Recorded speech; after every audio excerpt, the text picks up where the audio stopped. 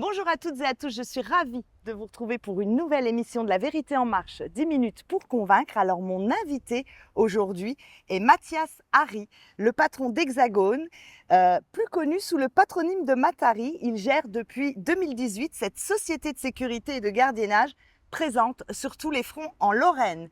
Matt, bonjour. Bonjour. Merci de m'avoir accordé ce moment. Alors, si tu permets, je vais te présenter rapidement et puis Bien après, sûr. on rentre dans le vif du sujet. Ça va Allons-y. pour toi? Allez. Enfant de la Cappadoce en Turquie, tu arrives à Vendeuvre où ton père travaille dans le bâtiment comme de nombreux ouvriers turcs. Une scolarité studieuse avec à la clé une orientation très technique. Tout à fait. 2 tentatives sans lendemain dans la carrosserie puis la construction. Fausse manœuvre, Matt, tu reprends tes études et tu décroches un BTS force de vente qui te permet de rentrer dans une banque. Tout à fait. Pour arrondir tes fins de mois, tu bosses les week-ends et le soir pour une société de sécurité. Expérience convaincante, tu intègres alors Centurial avec le souvenir inoubliable, et je peux l'imaginer, du concert de Madonna au Stade de France. D'un stade à l'autre, on te retrouve à Saint-Symphorien avec Securiman pour les matchs du FC Metz avant de créer en 2018 ta propre société Hexagone. Alors Matt, comme à tous mes invités, je leur demande de choisir le lieu où ils veulent que cette interview se déroule. Toi, tu as choisi particulièrement la place de la Comédie. Oui. Pourquoi ce choix-là? Alors, tout simplement parce que la première prestation avec la société de sécurité s'est déroulée dans le théâtre juste derrière nous, donc pour monsieur le député Belkir Veladad, que je remercie d'ailleurs, et un lieu symbolique donc pour moi et pour ma société. D'accord, donc c'était la première et tu tenais à garder ce symbole marqué. Qu'est-ce qui t'a fait basculer vers le monde de la sécurité, Matt?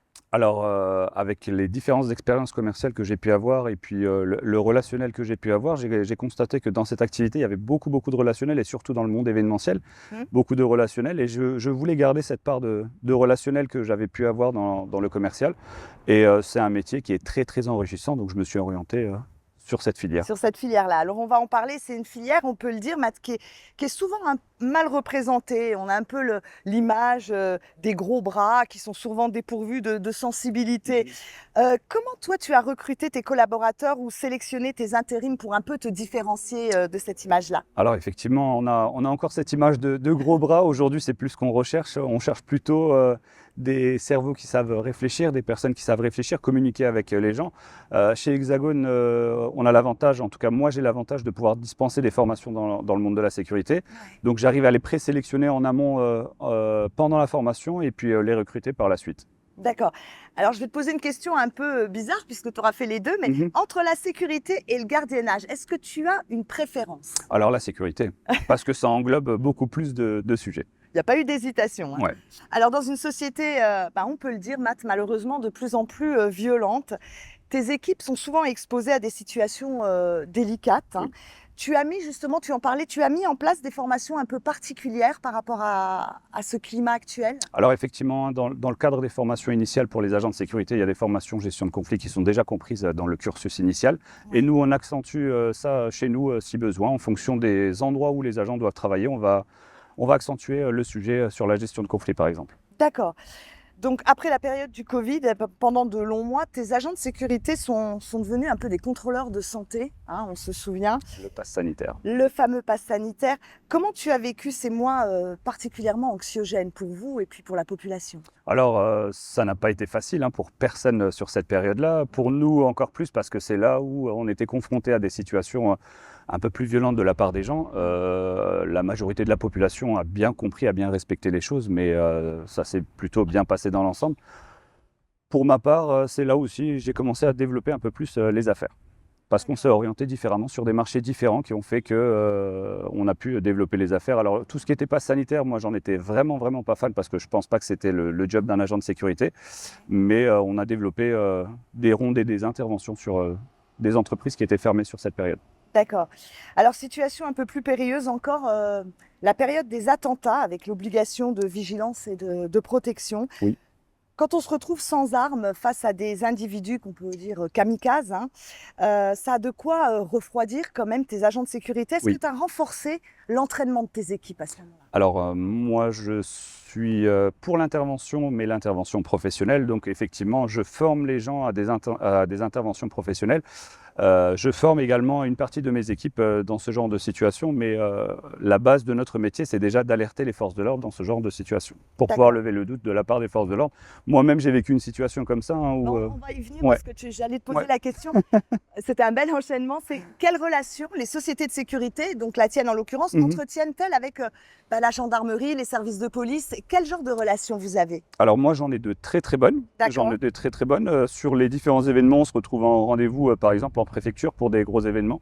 Notamment pour les différents festivals qu'on peut assurer, notamment par exemple pour Chamblay, on a la foire de Poussée qu'on gère également et on a de très très bons rapports, on est content de travailler avec eux, eux sont contents de travailler avec nous aussi, donc ça se passe très très bien. C'est une complémentarité, on peut le dire. C'est une complémentarité. Il n'y a pas de rivalité, c'est vraiment chacun ses postes. On n'empiète pas sur le terrain de l'autre, eux ils ont leur mission, ils sont fixés sur leur mission, ils ne vont pas empiéter sur les nôtres, nous on connaît nos missions aussi et puis on reste fixés également sur nos missions et ça se passe très très bien. Donc une belle complémentarité. Oui. La concurrence, elle est assez rude sur le marché de la sécurité et du gardiennage, on ne va pas se mentir. Comment tu arrives, toi, à te démarquer des autres entités? Alors effectivement, il y a pas mal de concurrence et il y en a de plus en plus sur ce domaine d'activité. Comment on arrive à se démarquer? Les formations complémentaires. Après, je pense que le relationnel avec les gens fait la différence, avec les clients, les prospects. Et puis l'encadrement surtout, c'est ma force en tout cas. L'encadrement, on suit beaucoup plus les agents, on contrôle beaucoup plus les agents sur le terrain, ce qui fait aussi qu'on arrive à se démarquer par rapport aux autres sociétés. D'accord. Alors, est-ce que personnellement, tu as failli en parler là il y a quelques minutes, personnellement, est-ce que tu as vécu des situations très tendues? Alors oui, effectivement, j'ai eu une situation marquante parmi tant d'autres où à l'époque j'étais rondier intervenant pour une société et j'arrive pour faire une levée de doute sur un endroit. C'était à proximité de la Banque de France à Nancy et je trouve un sac qui était posé contre la façade. Donc je me dis, une alarme qui se déclenche, un sac contre la façade, et puis là, on s'imagine vite des scénarios très, très catastrophiques. Donc, j'ai contacté les forces de l'ordre qui sont venues lever le doute pour s'assurer que ce n'était pas un colis piégé. Tout allait bien, ouf de soulagement, et ça fait du bien. Oui, mais l'attente est très, très longue. J'imagine. L'attente est très, très longue. Donc, il t'arrive d'avoir peur? Il m'arrive d'avoir peur, effectivement. Alors, c'est un sujet dont je parle très, très régulièrement en formation. C'est quelque chose de normal chez l'être humain. Ça... permet de se protéger face à différentes choses qu'on peut rencontrer dans notre vie quotidienne et puis dans notre vie de tous les jours. Donc oui, effectivement, j'ai déjà peur. Et j'ai peur aussi tous les jours, ça m'arrive. D'accord. Tu sors du grand rassemblement de montgolfières de Chamblay, 5h du matin à plus de minuit. Comment tu fais face à... j'allais dire de telles amplitudes, parce que c'est pas rien. Alors, il faut gérer la fatigue, effectivement, pas facile. Les nuits sont courtes, la fatigue s'accumule au fil des jours, mais on est tellement lancé dans l'événement qu'on ne voit plus trop la fatigue à ce moment-là. Et après l'événement, on le sent bien, par contre. Tu le sentiras après. Alors, la question qui peut se poser pour des jeunes qui voudraient prendre peut-être ce métier comme choix, un agent de sécurité, ça gagne bien sa vie? Alors, ça peut gagner bien sa vie, effectivement. C'est un métier où on peut plutôt bien gagner sa vie si on est travailleur et qu'on fait bien les choses. Surtout, on peut bien gagner sa vie, effectivement. D'accord. Alors, on va se détendre un peu. On a été très sérieux, mais c'est normal, le sujet voulait ça.